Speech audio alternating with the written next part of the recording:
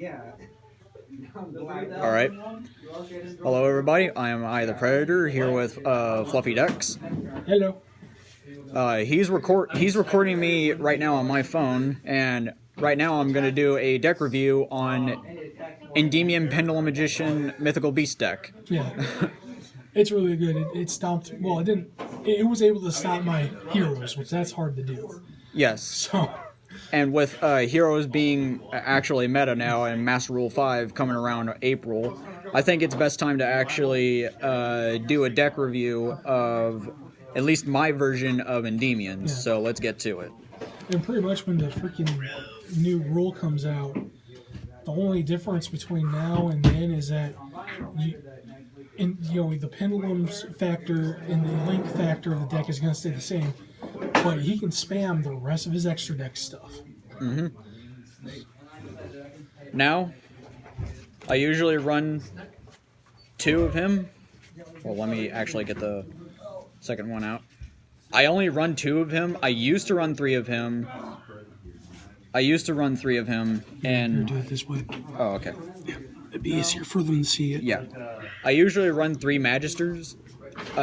Well, used to, because at that time, Servant was actually unlimited, and Electromite was actually being played around.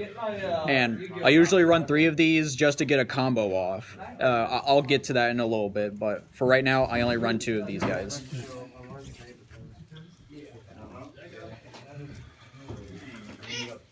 Now, 3 reflections. Now, previously, I never even bothered running Reflection because I felt like it was a very inferior card to whatever I had in store. I'm guessing now you're kind of happy I mentioned about it, didn't you? Yeah, Fluffy Dex here actually mentioned about the monster effect, which I never ever read. The only reason why I disliked this card was its pendulum effect. I never really liked the pendulum effect, but like it's serviceable now. Yeah. So. And also, just want to say, you can actually, its effect, when you use its pendulum effect, the special summon itself, you can actually special summon another copy of it at the same time. And it doesn't count as doing the effect twice. It's all one effect, and it does it once. And then that way you have 2 cards to use the bounce to your opponent's cards. Exactly. So. And this card actually helped me go into Odd Eyes Absolute Dragon. Use them as link material, go into Vortex. I have 2 of these in the extra deck, so I could have a simple recovery option too, along with the negate. So yeah, good card.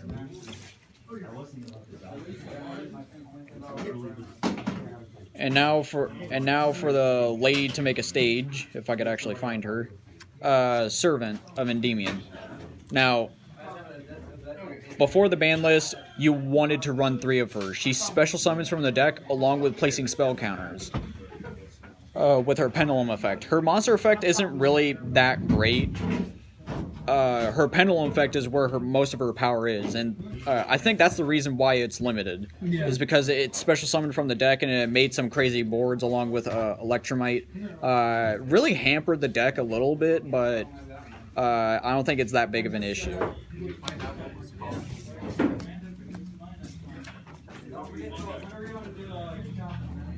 Now with the man, the legend himself, Mighty Master, you always want to run 3 of him. His effect is absolutely ridiculous. His monster effect is ridiculous. His pendulum effect is actually really ridiculous. Like, you just clear the board by removing 6 spell counters with his pendulum effect, special summon him, and then whatever cards you have on your field that can have spell counters on them, you get to destroy that many cards, and then you place that many spell counters equal to the number of cards you destroyed by that effect. So it's good recovery for spell counters, and it's negation on top of that. So it's a win-win if you get 2 or even 3 of them out. So, and that's 3 negations. along with the other ones. Which I think spell and trap negates are going to become more important in the coming meta because Exactly. We have Altergeist already running around, Yeah. so that's pretty good to know. Now, going on to the mythical beast side of things, normally people would run 3 of these, but I found 2 to be perfectly serviceable. Now, his effect is actually pretty good, allowing you to destroy him, allowing him to be destroyed himself to just search 1 level 7 or lower mythical beast. Now, in the past, I ran 2 of these. In the past, I was still running 2 of these guys, but I had a rank 8 for whenever I had 2 of these on the field. But then I realized that I could never get 2 of the same Cerberuses on the field, so I just kind of dumped the idea of having a rank 8 in here. So, but his spell counter removal is actually pretty good. If you happen to have 3 copies of him, don't take any of them out. But I found 2 to be perfectly serviceable for me.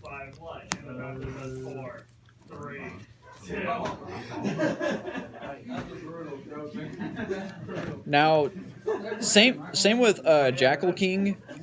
If I could actually find the other copy in my deck. Yeah, there we go. Same with Jackal King. Now, some people run 3 of these because of Norito, but I don't have Norito, as you'll see later on. I use his effect to bring back Cerberus for link plays and whatnot. and every once in a while you use it to OTK.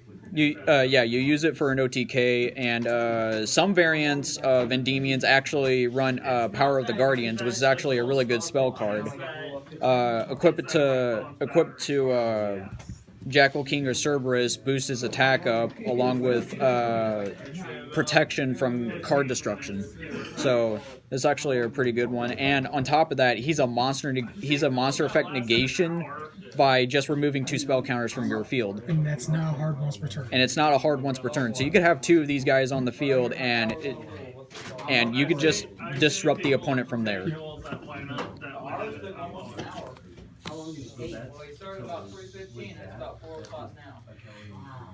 Now, time for the Pendulum Magician package. I'm just bringing out the more relevant ones. 2 purple poisons, 2 harmonizings, 1 time breaker. Bet you haven't heard of that one, did you? 3 white wings. Now, before you say don't run White Wings, it's actually there's a good reason to run it.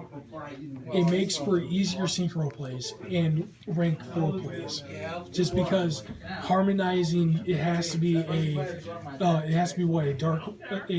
magician, right? It has to be another magician with the harmonizing. Yes. Yeah. So that's why I suggested him to run at least 2 White Wings because it just makes it easier to synchro out.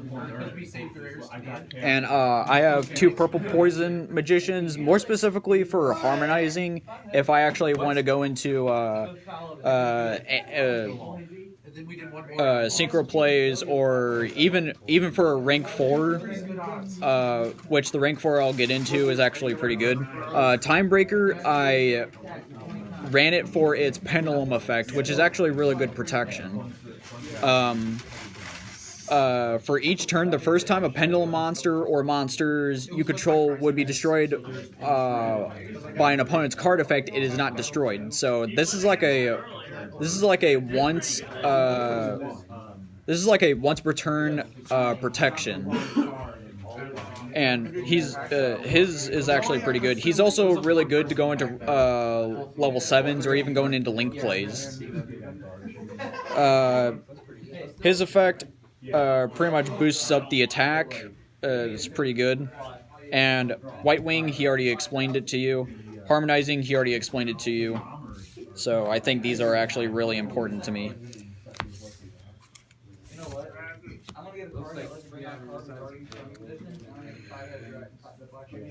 Now, Magical Abductor.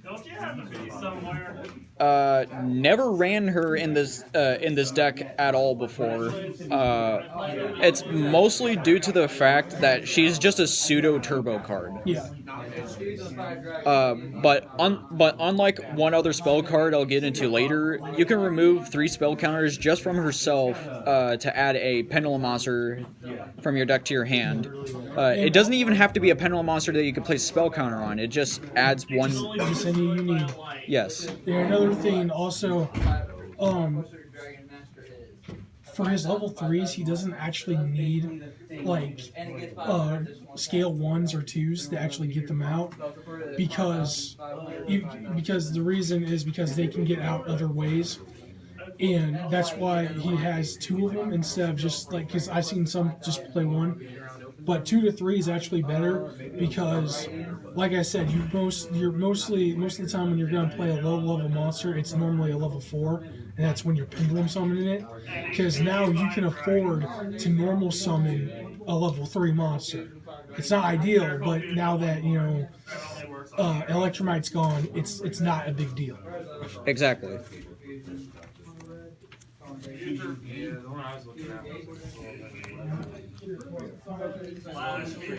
Then the combination duo, Supreme King Dragon Darkworm and Supreme King Gate Zero.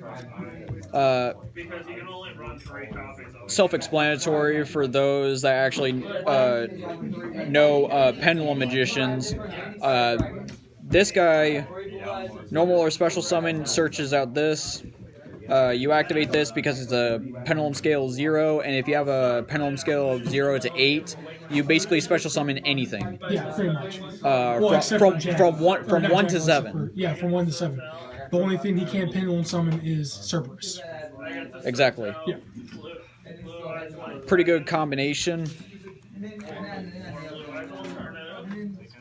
And then I run 3 Mist Valley Apex Avians. Now this is an older one. I had this for a while, and these are the 2 newer ones that I just got recently. Now, pretty self-explanatory. A lot of Pendulum decks run this. I say a lot of them, not all of them. So don't get your panties in a notch. I run it in my eyes because my eyes always needs a little bit more negates. Yeah, and if you really want to actually prevent the opponent from actually playing the game entirely, scrap these 2 and add Mist Valley Thunderbird. Basically, for those of you who don't know who Thunderbird is, he's a level 3 wing beast monster with an effect that when it's returned to the hand by a card effect, you can special summon it. And it's not once per turn, so you can activate Mist Valley Apex Avian, and since it's a once per chain effect and not a once per turn effect, you have infinite negates. Yeah. And that's a pretty good combo.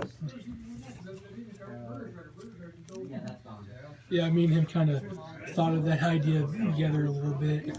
Yeah. Like, he brought it to my attention. And it's even been featured on videos too, with a combination of Union Carrier when it comes out. See, like, he brought it to my attention that Thunderbird did, and then I'm like, dude, that's not a hard once per turn or once per turn at all. You can do it multiple times. And then me and him both were like, oh, if it indicates. So. Yeah. Now, 2 mythical institutions and 2 magical citadels of Endymions. These are basically the 2 sides of the same coin. Pretty much, yeah. This one gains spell counters for every spell card activated after it resolves, and this one gains spell counters each time a mythical beast pendulum monster cards is destroyed by battle or card effect, and it gets to place 2 spell counters on it. However, the key thing here is that while this card is gaining spell counters, you can remove any number of spell counters from your field, that means off of this, to add pendulum monsters equal to the number of whose level is equal to the number of spell counters you removed from your field. So this is actually a pretty good option. It's like another pseudo turbo engine, pretty much. only run 2 because I don't want to over rely on back row so much. Like my pure Endymion build that has mythical engine. I have 3 of them. One's in my side deck, and I only use 2 in the main deck because it's bricky sometimes if you run it at 3. You want to see it, but you don't want to see multiple copies. Now, this is a staple. 3 spell power masteries. It searches, places spell counters. It even places more spell counters when you have multiples in the graveyard, including with spell power grasp. So this is a pretty good searcher, along with a spell counter generator. You do not want to go out with this one.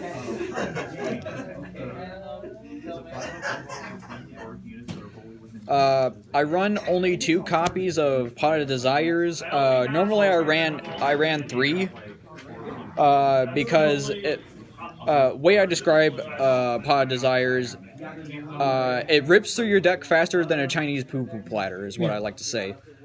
So this is actually a pretty good card, although even though it banishes the top 10 cards of your deck to the grave from your deck face down, you get to draw 2 cards afterwards, and you might even draw into combo pieces that you would actually need to finish off the opponent. And to be honest, with pendulum decks like this, banishing 10 cards off the top of your deck means nothing. No, it doesn't. Like, yeah, you run the risk because he plays a lot of 2-loves to banish, maybe both copies, but that's kind of rare sometimes. Yeah. So if it happens, he still has, either another game or 2 games to win. So. And now here are the one-ofs. Dragon Shrine, Mythical Bestiary, Pendulum Holt, Pendulum Paradox, Duelist Alliance, and Terraforming. Now these are spell counter generators. These are the best spell counter generators, in my honest opinion. Yeah, and I know people are like, but dude, you run 3 of the what grasp, or is it power that does Grasp, the one that gets you a Endymion card. And oh no, that's spell power mastery. Mastery, okay, yeah. But the thing is, like you said, turbo stuff, and another thing. He can use those other 3 to get the monsters he needs, while the field spell can get picked up by the terraforming. So, and not to mention that Mythical Bestiary also places spell counters. Yeah. Even though it requires you to send the top 2 cards, even though you may send important combo pieces to the graveyard with this card's effect, it's a quick play spell. It gives you spell counters. It even gives you more spell counters. I think, maybe. No, it's just whenever it's destroyed by an opponent's card effect, place 2 spell counters. So, yeah, pretty good card. Pendulum Paradox, another spell counter, and allows for recovery. Pendulum Holt allows for draw power and spell counters. It sucks that you don't, after you use this card, it sucks that you don't get to add any more cards after that, but you mostly want to use this at the end of your searching. Yeah. Sometimes it comes up that after you're done doing your searching that you can do, and you use that, you end up getting more search cards. But that's just a risk that is necessary, just for draw power's sake. And Duelist Alliance just searches out these 2, whichever you want for your situation. Most of the time, you would want to get Paradox, because it's just a better card over Holt. Because even though you don't get to draw cards, I think it's more important to get your combo pieces back, like a Servant. And a Time Start and a Timebreaker Magician. And a Terraforming is just there to search out the field spell. Now time for the extra deck. Now this goes by honest opinion. But, however, nobody can argue about Adai's Vortex Dragon being in a Pendulum deck. Like, how can you not run this? Yeah, it's It's actually the turn that it comes out. It can be 2 disruptions at the same time because it bounces a card and it casts a negate for that turn. So Yes, and it's recovery. yeah, and the fact that it has a big booty. So Now I run Meteor Burst for the special summoning effect as well as the monster effect prevention. Now this can definitely screw over Borreload Dragon, because he can't activate monster effects during the battle phase. So if I have him, and if I have another monster that beats over 3,000, that's pretty much game over for him, because he's not going to be able to have any recovery afterwards. Now, Arcanite Magician, pretty self-explanatory. Places 2 spell counters on her or him upon synchro summon. And then you get to remove. It's not a once per turn effect, so you can remove any number of spell counters to destroy the opponent's board. it's like a spell counter version of my Tiger, Frankfurt Tiger kind of. Yeah. So this is actually a pretty good level 7 to go into. Now, Supreme King Dragon Clearwing. This card is actually really good. Destroys the opponent's entire front row upon synchro summon, and then you can attack and then activate his effect to destroy the monster and then inflict damage to the opponent equal to that monster's original attack. And while I don't use his other effect, well, even if I wanted to, I couldn't. I can tribute 2 Supreme King Dragons on my field just to special summon this card. I don't do that because I don't have 2 other Supreme King Dragons. So there's your explanation. And now, Borreload Savage. He is a really good negator, and he becomes a bigger beat stick. Yeah, he's like MVP, in my opinion. Even though his negation effect is only a once per turn, you stack him up with different other negates, like 3 Mist Valleys. And the beauty about him, he's an omni negate, so you can stop a spell card, trap card, or monster effect. So, and I think that's why they made it a hard once per turn. Yeah. Because that's a little too powerful. Just like how Odd Ice is a hard once per turn.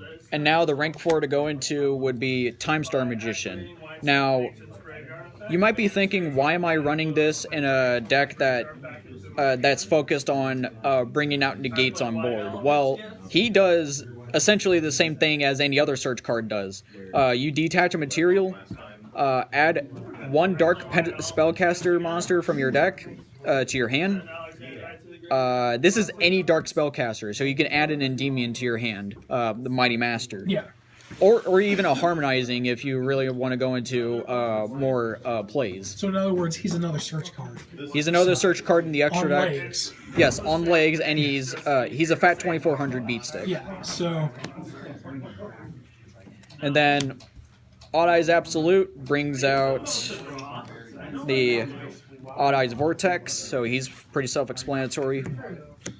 See, like, the only advantage that really Odd Eyes players have over, the Endymion and Pendulum Magician players is that you can easily get Odd Eyes out the proper way and then just keep bringing it back with Arc Dragon. Mm-hmm. So... And now Super Quantal Mech Beast Lustrix. He's just another negate on legs. So, and you basically just detach 1 material. It requires any 2 level 7 monsters, so he's not that hard to bring out. The main thing here is that you detach 1 material once per turn and then target 1 face-up effect monster on the field. Its effects are negated, so imagine this. Your opponent doesn't have any negates, and and they have a big monster on the field that whose attack points are gained through his effect. Yeah. You detach a material, negate his effects, then his attack points drop down to normal. Like, one card to watch out for is, because the Phantom Knight rank up magic came back, is Dark Requiem Xyz Dragon, because the way the ruling is, since it doesn't say on the card its attack points go back to normal, it keeps that gained attack. So it can get bigger and bigger. For those of you who don't want to run Lustrix, I recommend the Red Eyes Xyz monster, Yeah. just to burn the opponent and punish them even harder. Now on to the Link monsters. Now, starting off with Link 2s, I have Daybreaker and Beat Cop.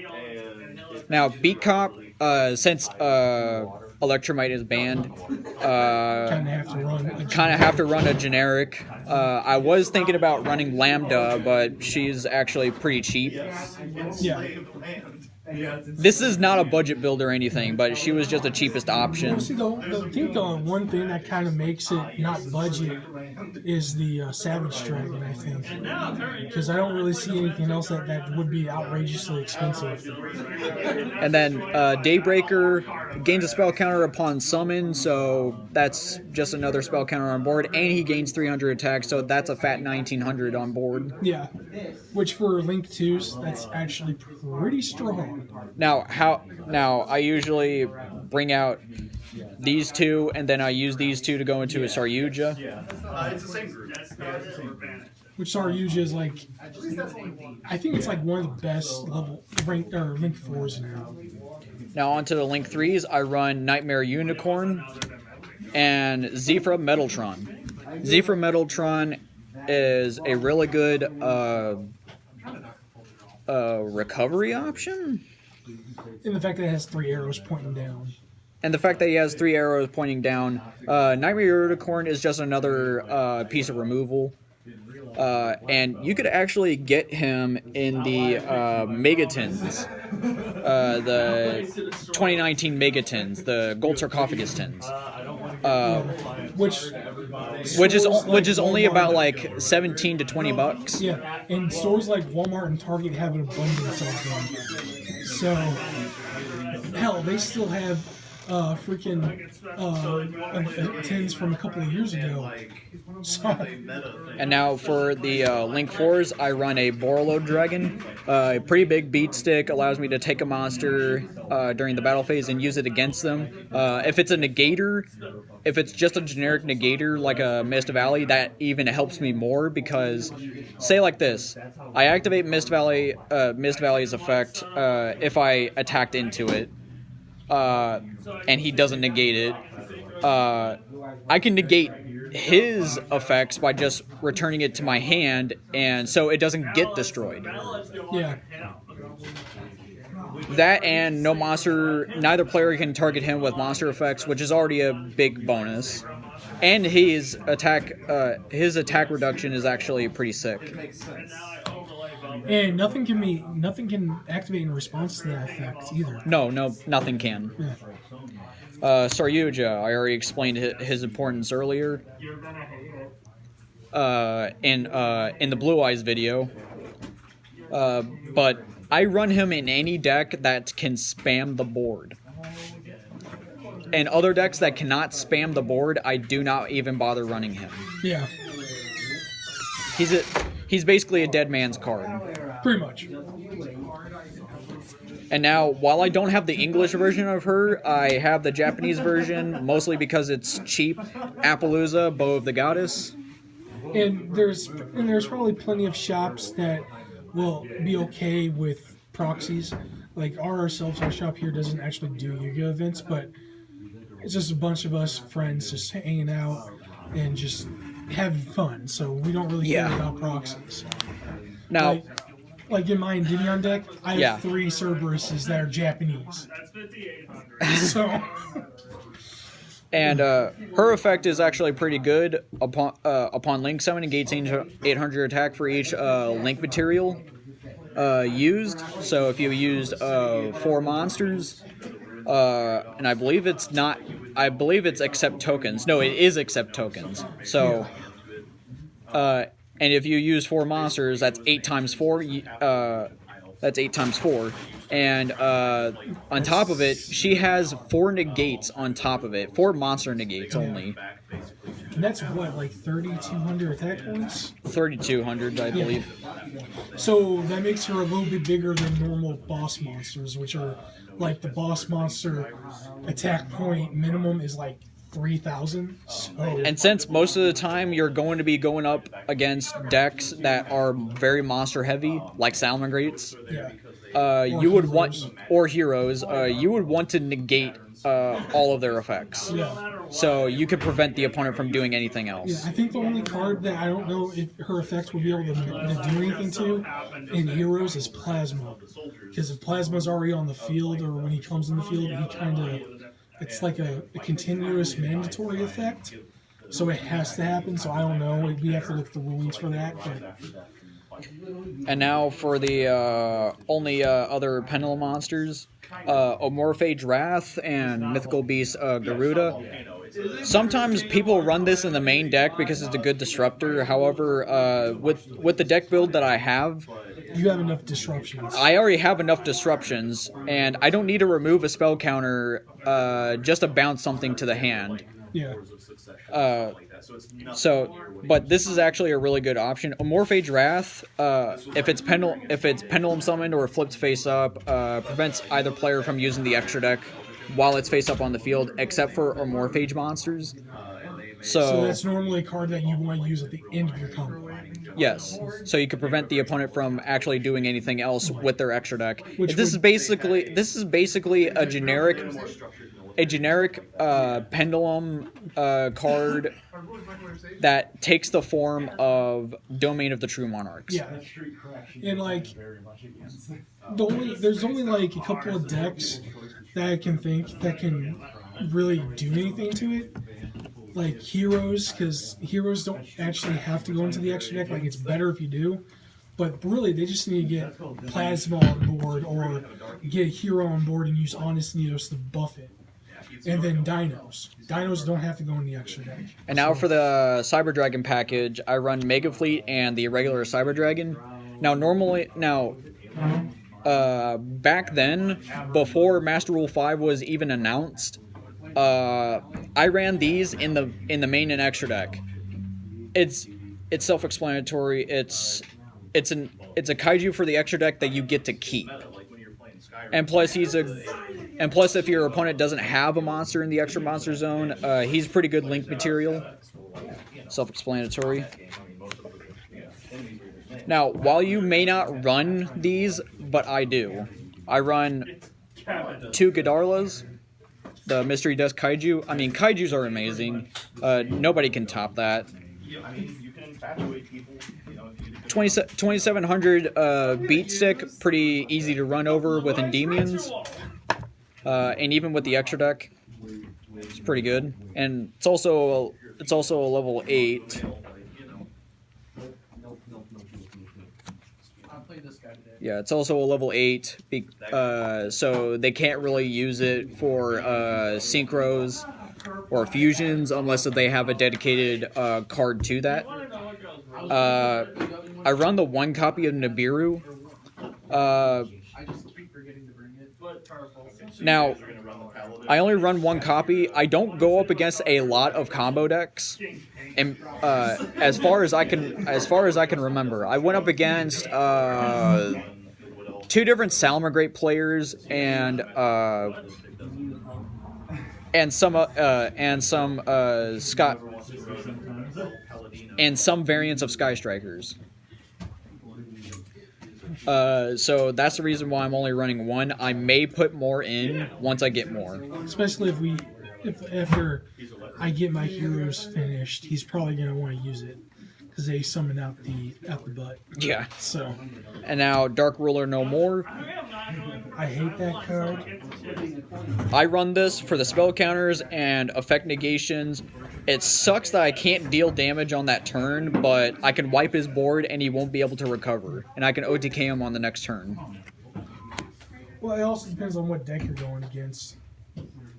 Well, even if it does depend, like, the card itself, if you only have monsters that can only negate and you don't have back row, that's game over. Well, yeah.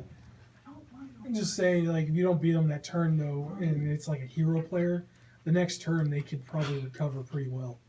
Well, yeah. So. And then the one copy of Raigeki destroys the opponent's front row. Also a free spell counter. Some people may not actually run this, but I do. Beast Magic Attack. It's a good card for whenever I want to get a board out. Even though it's a very heavy cost, I'm getting a lot of spell counters anyways, so it's not a huge loss for me. Plus, it's a free spell counter. 2 copies of Called by the Grave. I'm pretty sure Fluffy already explained its importance. Yeah, in the last video I was in. And then 3 copies of Cosmic Cyclones. Now, people are wondering why am I not running Twin Twisters? Is because this deck, you don't want to discard. You do not want to discard. Like, if you're discarding, if you're already discarding, you're already losing. Yeah. Like, the only Pendulum deck that's okay to discard your monsters, I think, is Odd Eyes. Because you can use Arc Pendulum Dragon or even Absolute to bring them back. So and you guys are probably thinking, well, you're running Mythical Bestiary, and that's already detrimental to your deck. Why you're running in the main deck?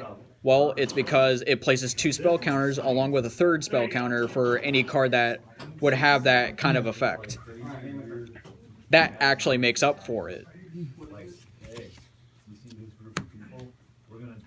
Alright, and that's the entirety of my build. It took almost 40 minutes to get this video done. Alright, just hit the stop button.